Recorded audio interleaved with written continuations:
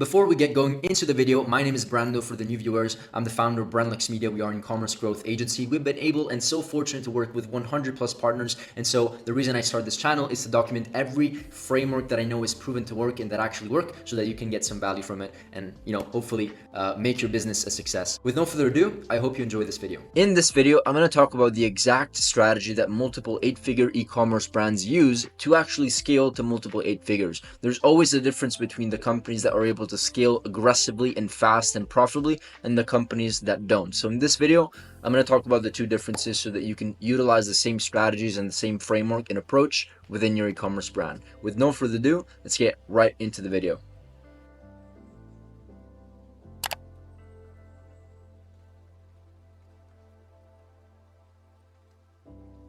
Great, so let's get into the video. Now, if there's one thing that I've noticed throughout the years, throughout my e-commerce years, my marketing years, where I've been studying a bunch of markets, a bunch of companies. If you look at the big companies that are now basically selling everything, they have the entire market share, they can sell whatever they want, companies like Amazon or whatever, what most companies do, and even if they're not selling multiple products, what most people started with is basically one product with one specific market solving one specific problem. And so sometimes whenever we spread each other too thin and we just try to essentially go all in on literally many different types of products within a very saturated market, what the market sees is just the company that is confused, that is not established, right? And so you have to see kind of like your market as a red ocean. I'm sure you guys know the difference between red ocean and blue ocean. And so as I've been studying markets and companies, including my companies, I've noticed that the companies that are able to scale really aggressively and still be basically a small go from like a small business to a medium-sized business, aka over $10 million a year in revenue, they all started with a niched approach, like a very niche approach. And we also have to consider that if we go too niche, right, then we don't have enough market and perhaps we get capped with revenue, right, because the market potential is just not there. But typically the approach that I like to that I've seen really work well is going after a very huge market. Let's just say beauty, right? $1 trillion, multi-trillion dollar market, whatever the numbers are. And then once you follow and go after that that very competitive and rich market, then you start niching and then sub niching. And so there needs to be like a very strong category, and I have like certain examples here to show you, like skincare, apparel, beverages, whatever. So we can go through some examples, but you have to consider this: like, if you don't differentiate yourself from all of these other people that some of these brands basically have the majority market share, right? And so if you don't have a way to differentiate yourself, it's going to be really hard for you to just go into a market and just see profitable ads and profitable ad spend. It's just really hard. If somebody's spending $1 million a month, do you think they have more resources, more data, just more everything compared to you? Of course they do, and that's why they beat you within an instant. And so that's why whenever you sell products that that are winners, sometimes you need to take a step back. And of course, creatives are important. Your marketing approach is important. That's really important, and it can make it work. But I'm just saying, you can make your life a lot easier if you go ahead and choose another market, okay? Or not another market, but like a sub market or a sub niche. That's what I mean. And I can go through some examples. So you have to start seeing let's just take the skincare example here. So all of these, by the way, are real life examples. So they're not just invented examples. I've literally seen brands scale to like multi-7 and 8 figures with these exact strategies and approaches. Okay, so these are not invented. So this is an example of, like, let's just say we're taking this market is beauty. So we're going after the, skincare. So this is a niche of a market. So, or a category, call it whatever you want. So you're not doing all beauty, you're not selling hair care products, you're not selling body whatever or facials, whatever. You're selling just skincare products. So this already helps. So if you're specialized in skincare, it helps instead of selling everything at the same time. But on the other side, this is still a huge market, like extremely competitive. And so I came across this brand, and they were absolutely killing it, like 4 or 5x ROI on their ads. Their organic foundation was like blowing up. They were making like multi 7 figures with extremely high profit margins, like 35% or more, and it was extremely profitable. What could have they scaled like more? Of course, but they just didn't have the capabilities and the knowledge, and so we consulted them and whatever. And so this brand was selling skincare for black people with a Catholic foundation, or like a religious Catholic foundation. The target basically was Catholic black people within the US. And so it's not that their ads were essentially saying praise God with the skincare product. It wasn't like that. It was more of like instilling the foundation that all of the UGC creators were black, right? And then within the marketing and within, the marketing message and the why of the company, about us page, everything, all of that religious aspect was instilled into like the secondary components, not like ads up front, right? But when you create your own little market, black people, skincare or hair care, or just like a specific solution, then these people will be way more geared towards going, to you, compared to going maybe to a company that is 100 times bigger, that sells everything and that is not really specialized. So specializing in one specific sector within a market and a sub market or a sub niche is going to really, really help you. And so what ends up happening is that how many companies are going to sell skincare products to black people that have like that promote a Catholic kind of like background, right? Or marketing message or whatever. And so you're, instead of having a billion competitors, you're maybe going to have like 2, 3, 4, 5, 10, whatever, a handful. And so you will get your market share. So this is just an example. Okay. And let me just move on to wine. So we see a company over here. Now, this is actually an example of a client that was not really able to scale to multiple 7 figures. And this is not because like, they had the wrong approach at seeing this. They actually had a great approach. They were selling wine, so spirits, wine, but it was, the company was more based on like that gothic, it was, I can't really say the brand name because I don't want to, do anything here. We have NDAs, but it was like vampires, right? And so they were like promoting the idea, like all of, essentially their product was essentially like for vampire lovers, right? So it was gothic, but it was also promoting this kind of like other vibe. So I can't go more in detail than that.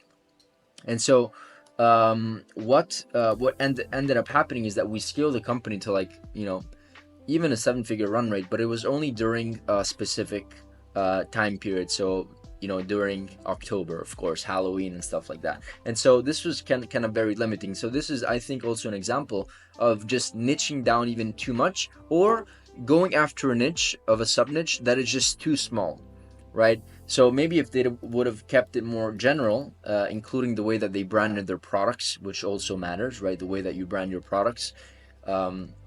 If the name of your brand or the way that showcase your product, meaning the branding, is just like way too like subcategorized, then it doesn't attract the mass. It just attracts that persona.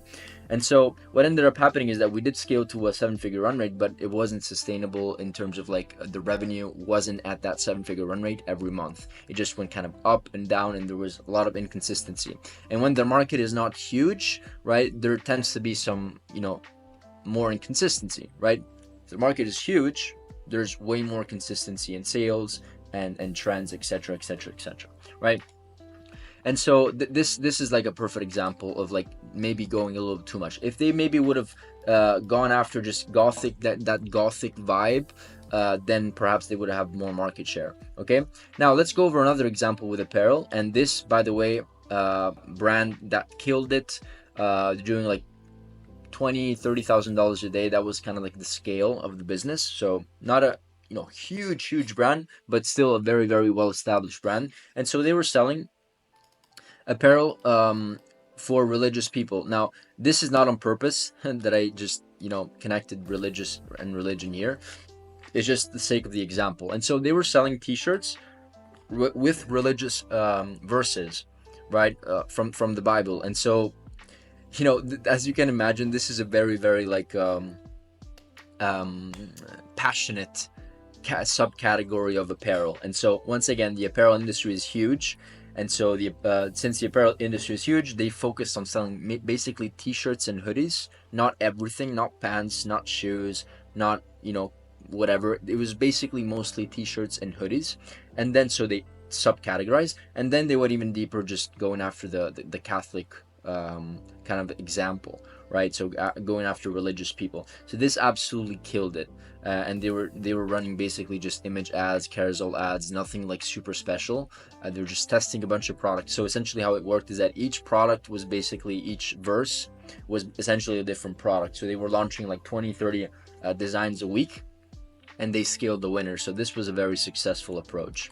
Okay, so hopefully you understand what I mean by this. Another example, before I go on into a diagram, another example here is that if you are going after a market that is, let's just say, US, and you see that you want to test a product within the US, you know that it's going to kill it because other people are making millions of dollars a day, but once again, it's just really saturated. And so one other approach that you can take as like a subcategory or like sub niching or finding your own market is kind of going and doing the same thing, but for smaller markets. Like, for example, why is this doing like that?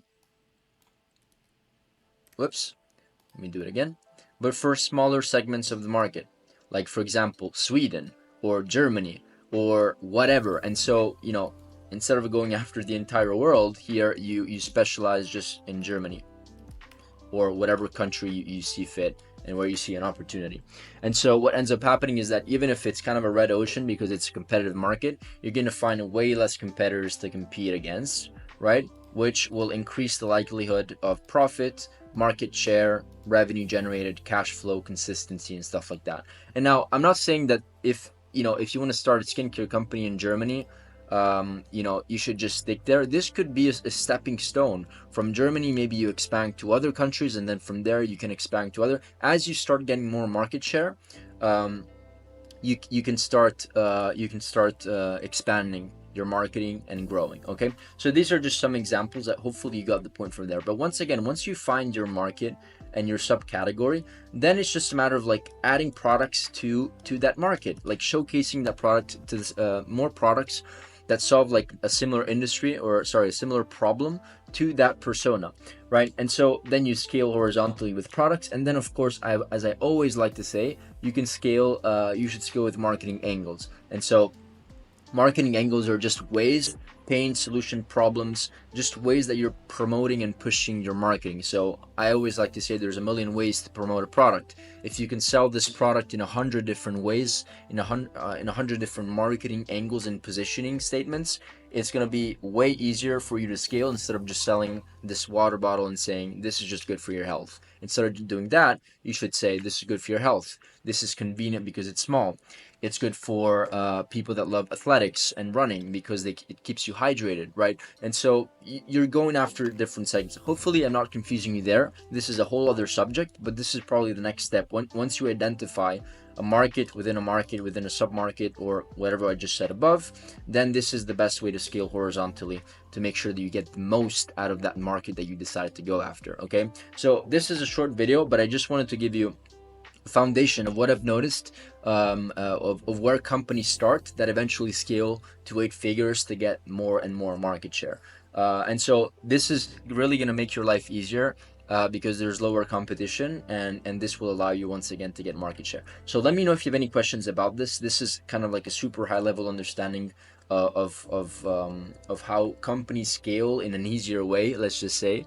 And a lot of these companies that start like this are also just bootstrapped, right? So they don't even need funding, because typically whenever you go with these markets that are less competitive, the ROI on the ads is like higher. Like we've worked with companies that was selling skincare in the US compared to companies selling skincare in Europe, and the ROI on the ads on the front end was always higher, like 9.5 times out of 10 it was like higher in Europe, or whatever the market was less competitive. Okay, so take this with a grain of salt, but also try to implement these principles within your market. If you're having a hard time to like scale, try to position your product in a very like non-saturated way, even if the market potential is huge. Okay, let me know if you have any questions. If you own a brand that is doing at least $40,000, $50,000 a month, all the way up to $100,000 a month or more, and you want to partner with a growth partner like us, we're actually offering free consultations, free strategy sessions, free audit sessions, call them whatever you want. It's going to be either with me or somebody else on my team. So if you're interested, feel free to book a call down below, and see you on the other side.